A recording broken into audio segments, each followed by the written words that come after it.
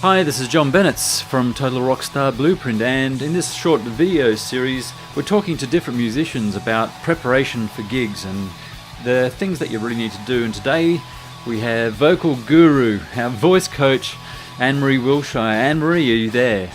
I am, thanks John. Wonderful. Now Anne Maree, the stuff that we're going through is about preparation for gigs and you know, what do vocalists need to do to prepare for a gig, you know, the rehearsals, practicing at home, before the show, all that kind of stuff. So I'll leave it over to you. Thanks, John. Yeah, I think it's a really important area, and there are probably two key groupings, two different aspects that we're talking about here. We're talking about the day of the gig and the band situation, rehearsals with the band, the leading up to the gig, and then also what we do as vocalists for ourselves at home in our practicing, in looking after our voices and preparing and psyching ourselves for the gigs. So I'll start with talking about the gig itself and the band and the rehearsal situation.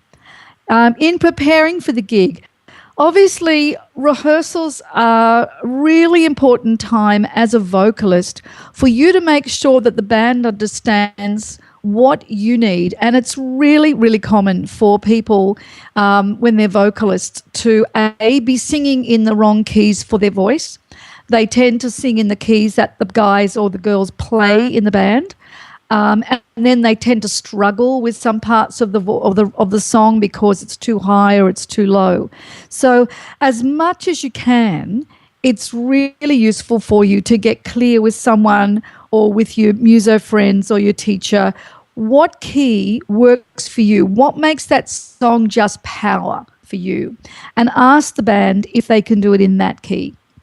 Similarly, the speed of the song's really important because as a vocalist, if you've got certain words in the song, you can just sound like one big rush and blur. So it's important that the speed of the song works for the voice as well.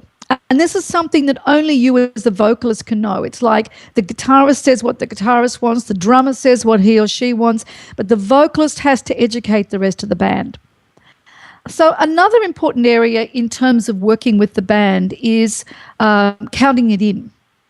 And again, what's really useful tip with this is take the part of the song where the tempo is trickiest.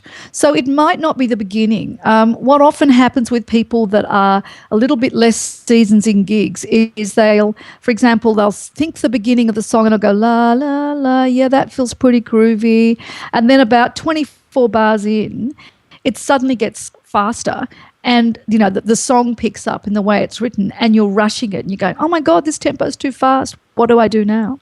And you can count the band in and slow it down a little. But the most fail-safe way to count the band in is to actually think of the 4 bars or so, or the 8 bars that are the trickiest to get exactly the right tempo for you in, and sing those bars to the band while you click, and it's usually 4, so it might be like da da da da, and do that. Just clap with your hands, and then go 1, a 2, a 1, 2, 3, 4, and that gives the band a really solid indication of what works for you. So that's a really great thing to practice in rehearsal with the band as well, so you don't kind of find yourself floundering in the middle of the song.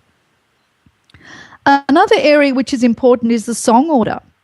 And one of the things that's really important in keeping momentum in a gig is there's a couple of key things to work out. First of all, the keys that the songs are in. Make sure that as much as you possibly can, there aren't 2 songs in the same key side by side, because even if they're slightly different in groove or tempo, you'll find they sound a little similar, and it feels like there's not that shift, that exciting change in energy. So what's really useful is to make sure that the song order has the song in a different key for the one before it and after it. The other thing is you want to start really strong. You need something that just goes bang and really powers when you start. Then for the second song, you can mellow out a little bit, lift it again for the third song, keep the momentum. If you've got slow songs, you put them a little bit later down where you can just sort of drop the energy back, where you've already got everybody's momentum and interest, and they're more able to just stop and really enjoy that slower number and then build up again to the conclusion. So that's another really important thing that gives you that momentum that keeps the show moving.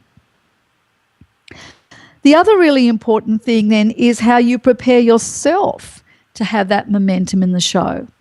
And one of the important elements of that is, before you go on, to really have yourself psyched and pumping and in that space where you're ready to totally engage with the audience. So it's most useful to be standing up before you before you go on, so that you're kind of really in your power, not too mellow, and come on. And it's great just to go, hi, how you going, and bang into a song. So you just lift them and put on the foot on the pedal and just put them in high gear when you first start. So there are some elements that are helpful to give you some structure, so that when you start the gig, it's on fire and you're able to keep that momentum through it. So now if we talk about the other side of the equation, it's how you manage yourself. One of the main things you want to practice. How do you warm up before the show? What are some important elements to remember with that? Well, one thing that's important is that your voice is it's kind of like a computer. So the way you sing your songs at home, your body goes and your mindset goes, okay, that's the way it's going to feel when I sing it. So if you're singing it, for example, and you're really tired, or your voice feels like you're getting over a cold or something, you kind of go, oh, just kind of la, la, la, yeah, cool. That's the way your mind remembers singing the song. So as you're building up to an important gig, what serves you the best to get the most on the night is to start by warming up your voice beforehand. You can do some gentle siren things like ee. That limbers up your whole range. It's like stretching your hammies and your glutes. That gives your voice its full range open before you start to sing. Do some articulations or maybe some to loosen up the lips. There's some great exercises. If you've got a teacher, ask them for some articulation work to limber up your tongue, because it's the consonants that give you that rhythm, that attacks that emotional intensity when you're singing.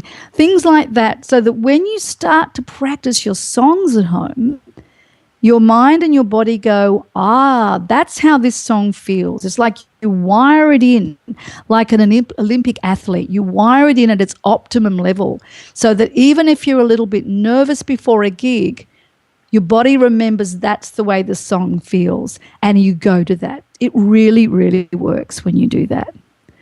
So you want to make sure that before you practice your songs, with rehearsing at the band, home by yourself, whenever you do that, limber up your voice first. The other things that really help is the voice are muscles. The more toned you are in the body, the more toned you are in your voice. So physical exercise is really important. And it's great for your breath. So maybe just a little bit of a run or a fast walk or a bit of a workout on a regular basis, and then a little bit on the day before the gig. So you feel like you're pumping. You feel like you could bounce around the stage, and that's going to limber up your voice as well. The final thing to remember is about food before gigs. And you can decide what works for you with this. But let me tell you the sad news. Ice cream, coffee, dairy products, all of those things actually are more likely to create congestion or dry out your voice. And then you're going to sound more raspy, and you feel like you're going to push your voice harder to get that tone that you want. So it's really good, if you can, before you have a gig, for a day or two beforehand, is resist all those really rich kind of foods and too much alcohol and coffee, because they'll just dry out your voice. I know it's a bummer. Chocolate too is another one. However, after the gig, you can totally go for it. So one final element is about the voice coach. People often say to me, how important is the voice coach? Well, short term and long term, there's a lot of value. For long term, it gives you the craft to be able to really let go and make the most of the emotion, the intensity, the fun, and the power that you want in your songs when you're doing a gig. It allows you to keep that consistency of your song right through your voice, right through your gig, so the songs don't feel like they get harder to hit the high notes or your voice gets tired as you go through the gig. Short-term, voice coach is a fabulous way to prepare for shows. And I often have people coming to me going, hey, I've got a big gig coming up. You know, what order should I put the set in? Which songs are going to really do the best to help me shine? What keys shall I do them in? And then some really important performance tricks to make the most of that and to make the high energy and really engage the connection with the audience. So it's great to have somebody who kind of pushes you to stretch the envelope, bring you out of your rehearsal mode and show you what it's like when you really amp yourself up, when you really expand into that rock god or that diva that you really can be. And it's kind of hard to do that for yourself sometimes. So it's really good to have someone that can see that in you and bring that out. Most of all, what's really important when you get to the gig is have fun. You've done all your work. Now it's time for you and the band just to really go for it and party, connect, take the audience on a journey. So whenever your gig is, all the very, very best. Hope these tips help you to let your diva, your rock god just shine. And that's why you're the voice guru, Anne Maree. That's awesome. That's great advice. It's fantastic. Hey, can I just ask you, when a vocalist goes to a sound check, what's the most important thing? I know, getting your monitors right, but is there anything particular about getting your monitors right and the volume? Yeah, I mean, it's a tricky one, John, because I think, the room's always different when it's empty. So, the sound will change once it's full of people. What's important to remember, I was actually at one of my students had a CD launch on the weekend, and we'd done a lot of prep and he was really excited about it. He had a great band, and the nature of the room and the sound guy meant that the drums and the bass were mic'd really high. And what happened as a result was that my student's first three numbers, he was right back in the mix. And I had to go up to the sound guy and just say, hey, can you just pull the drum and bass back, because where I'm standing, it's actually hard to hear the vocals. And that was what it was all about. So it's important that you've got a sound person that's sympathetic and understands vocals. Sometimes I'll put like 12 mics on the drum kit and take a lot of time to get it right. And I know it needs that. However, it's really important that you have a balance when the vocals are an important part of the gig. And the other thing is, it's useful for you to know which part of your range needs to be pulled up a little bit. So some people need to lift the mid-range, some people need to get more of an upper range. There's the low, the middle, and the high range hertz levels in the voice. And the sound engineer will move those around in the EQ to get the optimum balance for you. The other thing which is really important, and it depends on the guys or the girls you're playing with, but a lot of people in bands, as they go through the gig, they turn their amps up and it sort of becomes like a competition. Everyone gets louder and louder. And the voice it's really hard for the voice to compete with that. Yeah. So part of it is trial and error. And part of it is having someone in the audience, for example, who knows what they're talking about and going, hey, how was that? And learn for next time. So that's a few tricks, John. Fantastic. What's the optimum for warming up your voice? Oh, I think it's good to warm up the voice before you get to the gig, because gigs are really distracting. I think what's really useful as a vocalist, it's really fundamental that you feel centered, confident, and clear before you go on. So to be a real pro about it, rather than hanging out and chatting and drinking and laughing till the moment you go on. It's really useful if you take a moment and you just quietly connect, find the quality that you want to take on stage with you inside. My mental preparation, find that headspace that you want. And then, a little bit like The Voice or X Factor, you know, they're backstage beforehand. They just take that moment to go, where am I? Who am I? What am I taking on with me? And at that, while you're doing that process, it's useful, as I said earlier, just to do some sirens, some gentle humming, just to make sure that your voice is really, really limbered. Lots of warm water or room temperature water so that the vocal folds feel really moisturized and ready to go for the optimum sound. All of those kind of things help too. I hope you enjoyed all the information from Anne Maree Wilshire today. Now, we've got lots more information coming your way, great tips, awesome musicians. So to stay up to date with all our future videos, simply click on the button below and subscribe to our channel, and we'll see you on the next video. See ya.